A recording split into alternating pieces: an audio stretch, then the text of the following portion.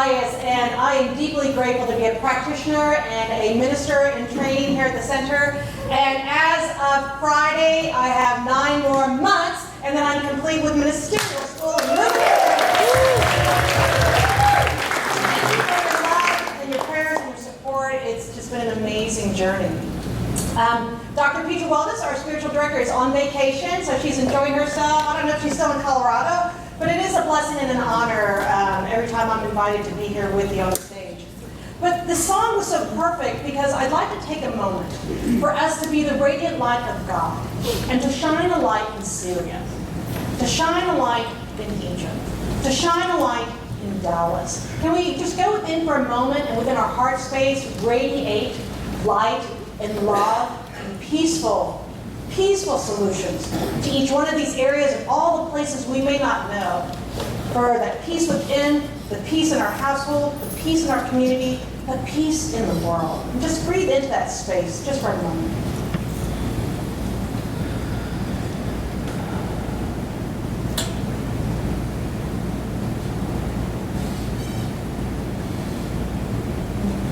Thank you. Thank you. So anytime I can take the opportunity just to radiate that love, it's just a gift that we can share in the world. So, I'd like to welcome anybody who's here for the first time. So if you're visiting for the first time, I'm Future Wellness, Senior Minister of the Center for Spiritual Living in Dallas, and we're delighted that you found us here on the web. You can find our Sunday services on our website by every Wednesday, and we love that you can look at us online and explore these spiritual teachings. Feel free to explore our archives. It goes back a number of years with lots of special topics and amazing speakers. You can also sign up for our email news, My Daily Words, and my blog, Spiritual Living with Dr. Petra. If you're looking for a spiritual community, come visit us. Or if you're just in Dallas, drop on by. We'd love to give you a hug. Welcome.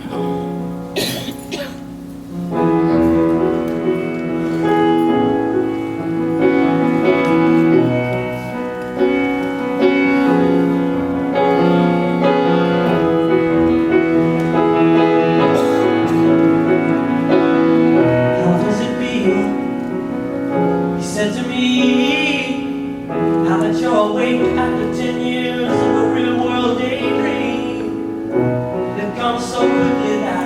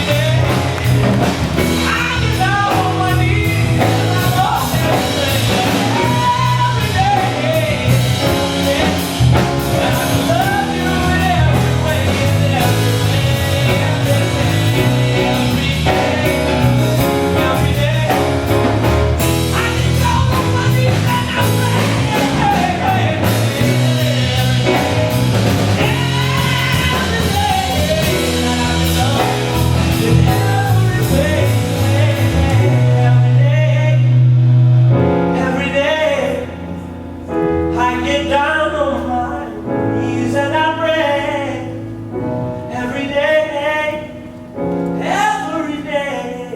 that I can love you every way. Woo!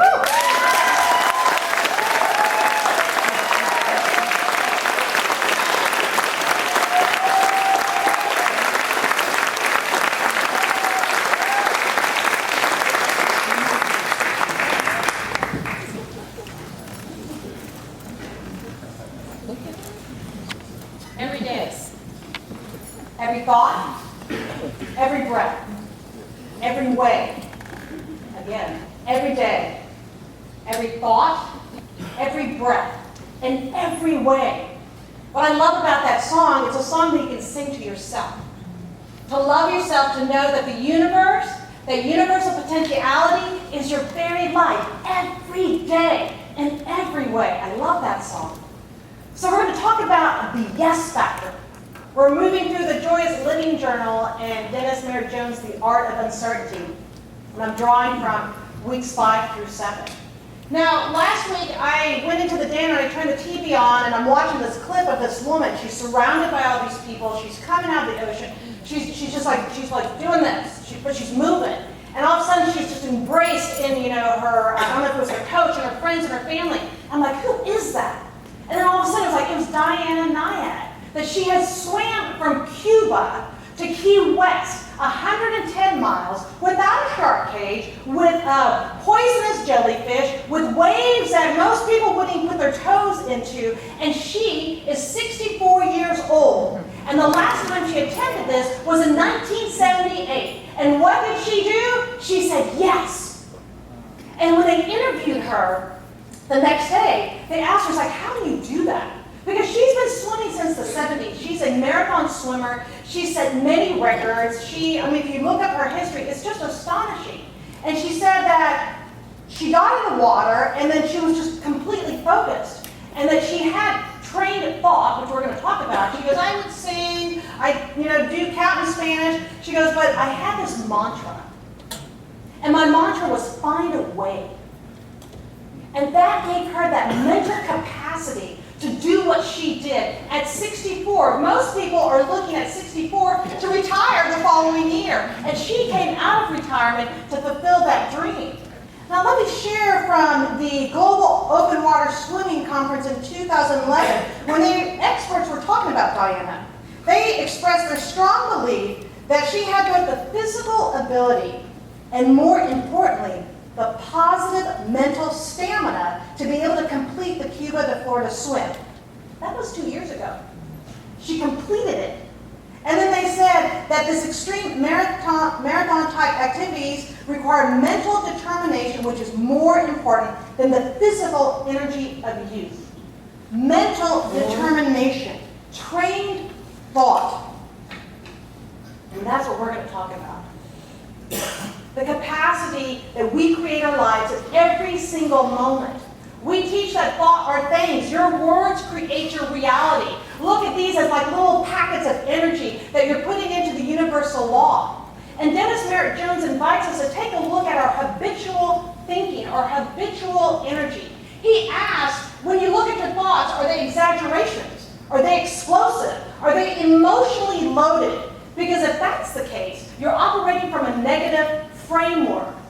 Or are they expansive, expressive, and emotionally supportive? See, the understanding is that we create our reality by the very thoughts that we choose, by the very beliefs that we put into the universal law. And you'll know by the way you speak to yourself on a daily basis, the way you speak about others sometimes is a projection. The thoughts that you write down, the disbeliefs that have, clouded your day with doubt, the things that try to limit you and the capacity of who you are, they're constrictive. And he says negative habits then turn into toxic addictions because it's the creative life force seeking to express itself. And so the invitation then is to unconditionally, with compassion, take a look at these thought forms. Not to judge yourself, no shame or blame, but the recognition recognition that, hey, this is, the vocabulary that's been in my subconscious has not been very powerful. So the invitation is to take a look at what are you saying on a daily basis? What is the habitual energy that is driving your day? And how can you, through the power of prayer and affirmative prayer, transmute them into powerful opportunities to shape-shift your beliefs? Because it is our beliefs that are running in our subconscious. The majority of consciousness is warehoused in the subconscious mind. So look at that iceberg. The majority of that iceberg is underneath. And these are the conscious thoughts that are grooving about our day. They come from our childhood. They come from the race consciousness. They come from experiences that we've had that our ego then has converted into something either life-affirming or something that is negative that becomes the roadblock. But it's humming beneath our subconscious. And to train our thoughts is to then take that opportunity to recognize that habitual energy and then to transmute it into something that is life-affirming and positive. Let me get back here. Because what he says is that when we awaken to our true potentiality, that is a space and the place from which we live our lives from the fundamental understanding of the unity of life, that our life is the life of God, that everything that we seek is actually within. And when we train our thoughts and empower our beliefs in the knowingness of our spiritual reality, the divine essence that we are, which most of us did not grow up hearing or believing, but that is the place that we empower ourselves. We all do it. We all, I invite you that every single one of us at some point has had some type of ego defense. And we either project, or we defend, or we avoid, or, we refer it over here. And so I always share with my friends that, sometimes when I'm projecting and I can feel it and I can tell it's a habitual pattern, but it's just coming and I haven't taken control, it feels like this. So, Tima? It's right here, Ray. It's looking at me. He's an ugly little spud, isn't he? I think he can hear you, Ray. Don't move. It won't hurt you.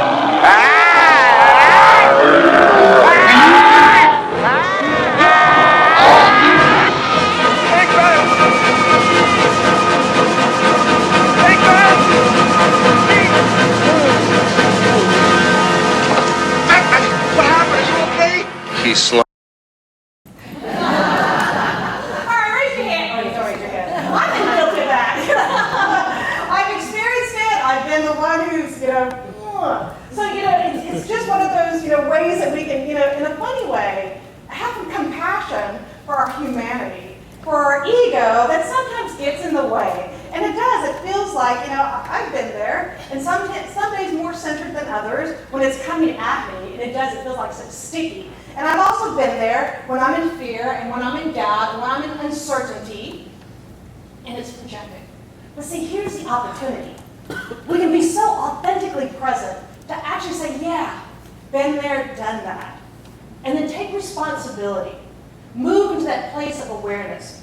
Today's Joyous Living Journal. Wait, where did we go? We've lost. Here we go.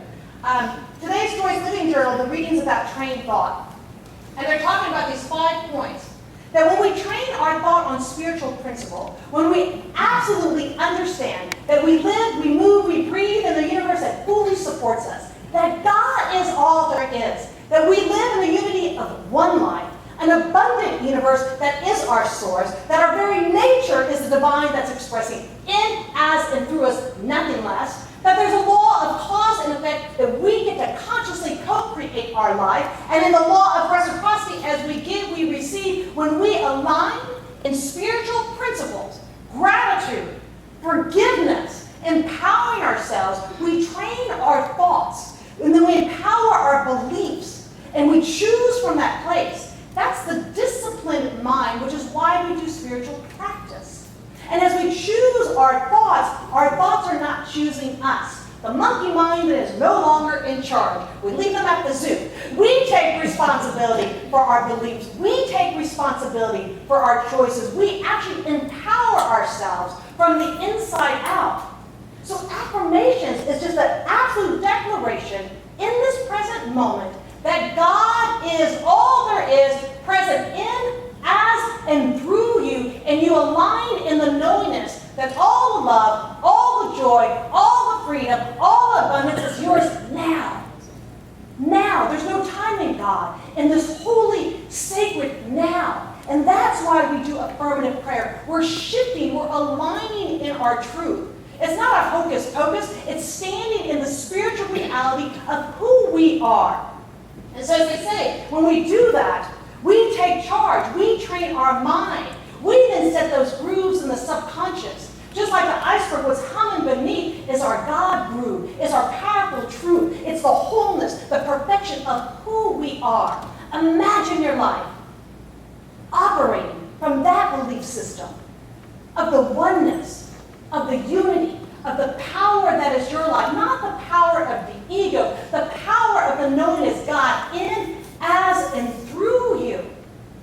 Ernest Holmes says about words and thoughts, he writes, words and affirmations simply give shape to the thought.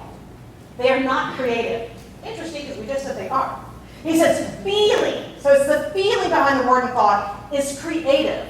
And the more feeling that is put into the word, the greater the power it will have over conditions.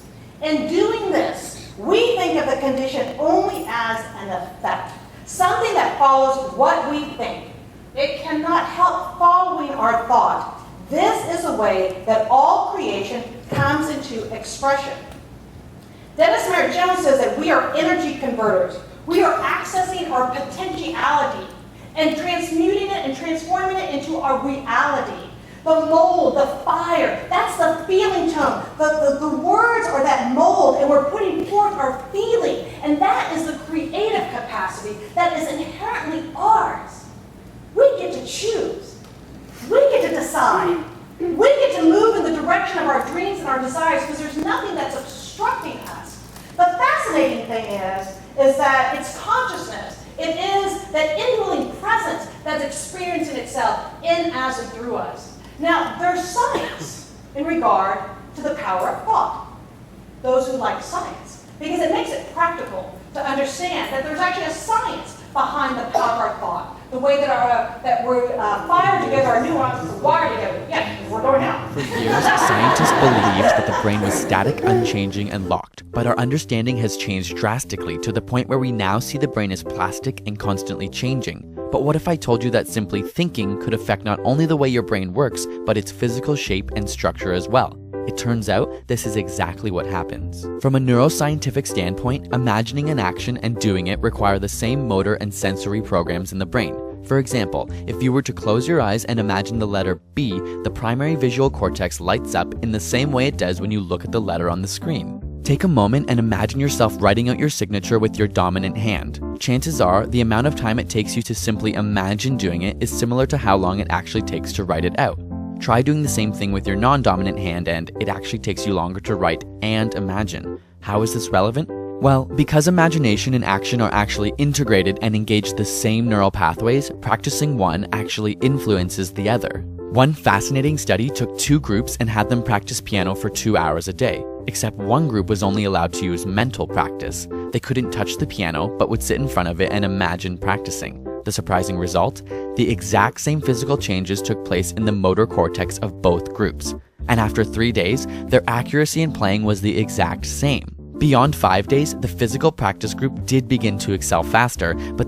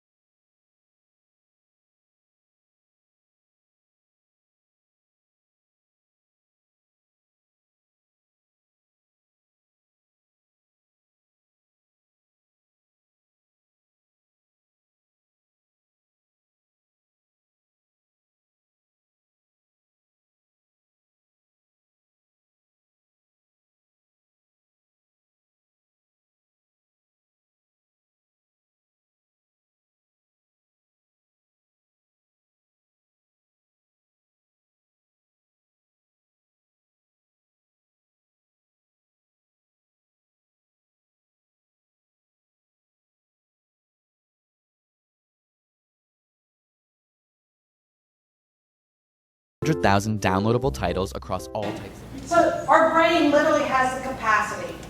So every thought that we choose, we literally are wiring our brain.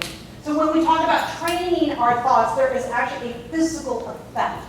My life has been so transformed by being here at the Center for Spiritual Living for 11 years. And I can tell through my writings, over the years, because I'm a writer in my journals, because you can see when it was purely outside, purely ego, purely, oh, woe is me, purely victimhood. And then there's that shift between taking responsibility for my thoughts and then utilizing spiritual principles to actually co-create my life with Spirit. When we awaken that we live in a universe that literally conspires for our success, our lives are transformed.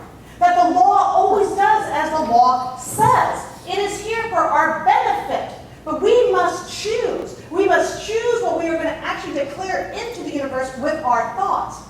Now, I have a friend of mine who I love dearly, who always, anytime you ask him a question or ask for some support, he goes, yes, dear. I'm like, I love you. And he says it to everybody. He never says no. And that is the law. Yes, dear. I said, dear is demonstrating every affirmation into a reality. Because for me, I grew up in Catholicism where I actually had, people I connected with. The angels and the saints and Mother Mary and Jesus, But we don't believe in an external deity, but it was so personal to have that relationship. Because sometimes, the law is impersonal, and it will do as said, but I'd like to make it a little personal. So I did. I'm like, I'm going to call it dear. Every time it answers me, it's going to say, yes, dear. Every time I put a seed into that universal law, I hear that, yes, dear. So it's a way that I can just know that the universe is conspiring for my good.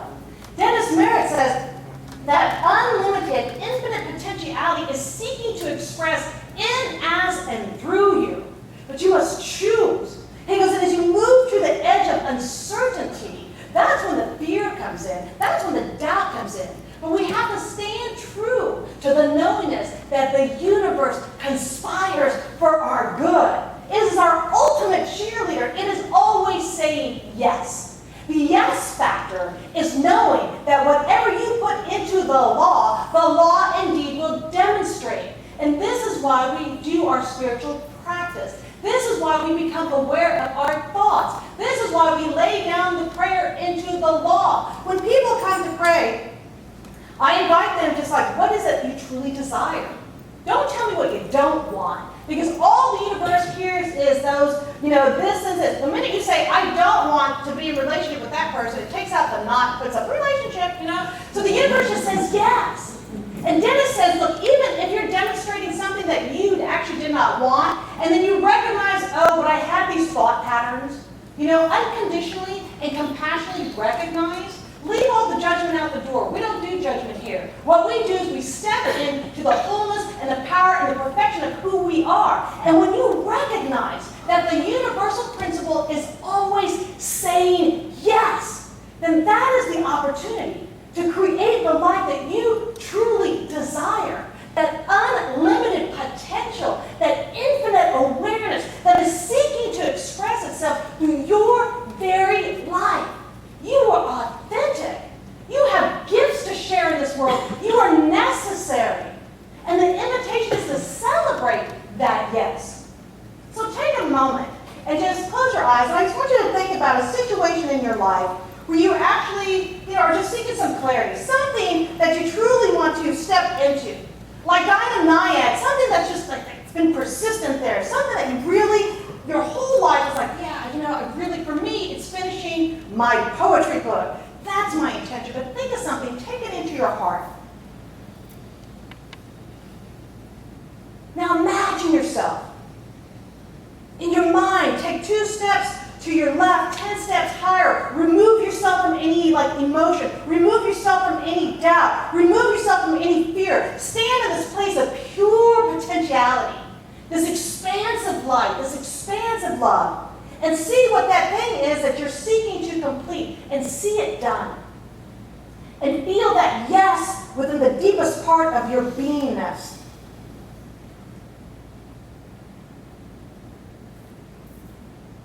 Now I invite you to open your eyes, turn to somebody next to you, and if you're willing, I want you to share with that person. And pick A, B, And A is going to share, it's like, you know what? I am complete, or how do I say it? My poetry book, Awakening Fire, is complete and is in bookstores now. And then whoever's my person, Kathy and Navani, will you be my person? I'm going to say it to you, and then what you're going to respond is you're going to say, yes, dear.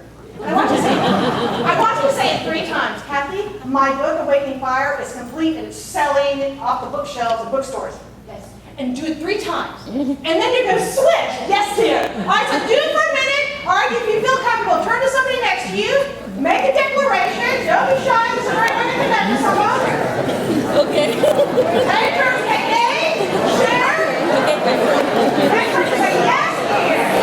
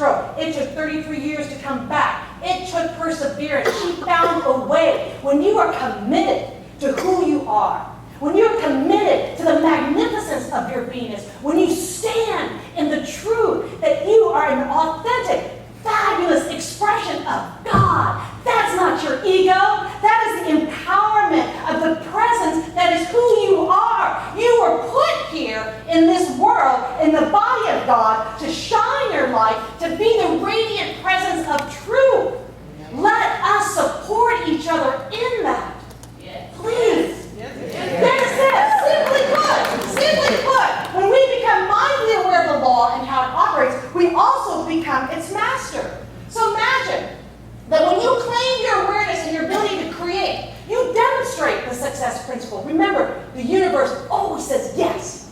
You change how you see yourself in the world. You walk into the world knowing that you are the full embodiment, the authentic expression of the one in, as, and through you. And you are hardwired to succeed. Imagine a world this beautiful, that each one of us is shining our light, living from our truth, and absolutely just moving from that place to know that as we are doing, Abraham Maslow said, when the doingness becomes the beingness, when we're operating from spiritual principle and truth, we become the cause of the effects that we're seeking to express. But we do it in the conscious awareness, not looking outside, looking within, tapping into that inner source of God that is your very life, and knowing that the universe says what? Yes. So, one last thing. We're getting ready to start football season. I have 2 football games tonight for my nephews in 5th and 7th grade. Have you ever watched the game? Are they quiet at football games? No. Are they expecting a win? Yes. Do they cheer? Yes. Do you cheer for yourself? Yeah. Let me ask that question again. Do you cheer for yourself? Yes. If it's a no, you're going to cheer right now. So let's feel the energy of cheering, okay? Can you imagine it? So we put all of our intentions into the field. Act like we're little football players, all right? You know, all the successes, this and that, and they're all there on the playing field. And each one of us, all of our intentions are right there. They're being fueled and supported by the universe. And let's just start clapping. Because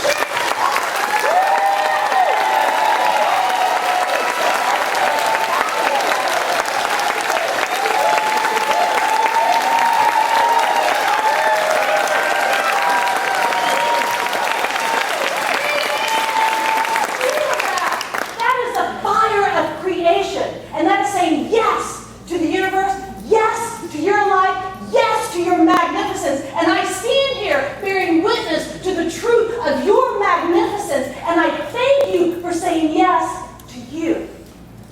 God, in, as, and through you. And how fabulous is that?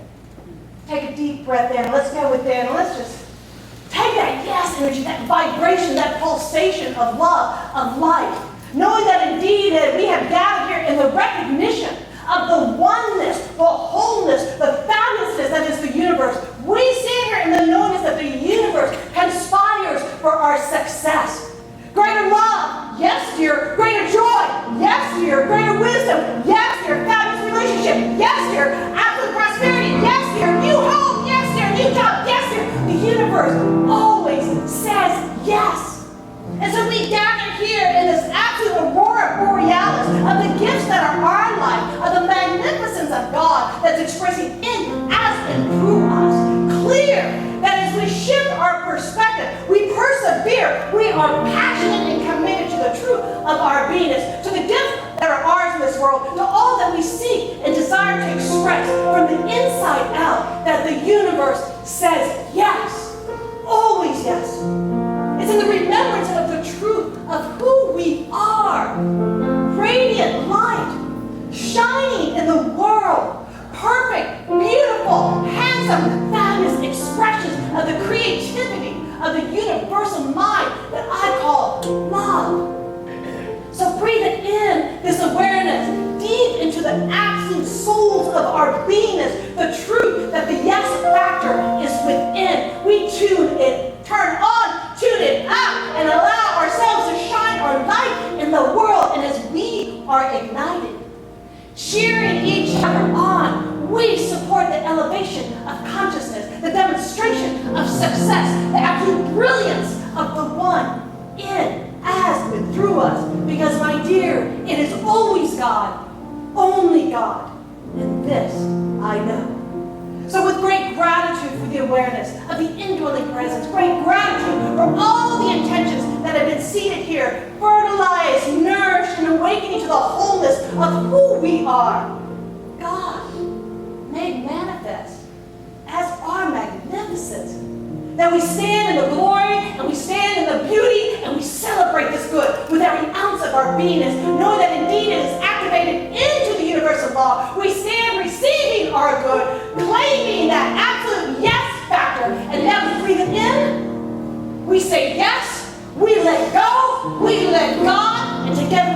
by saying, so it is.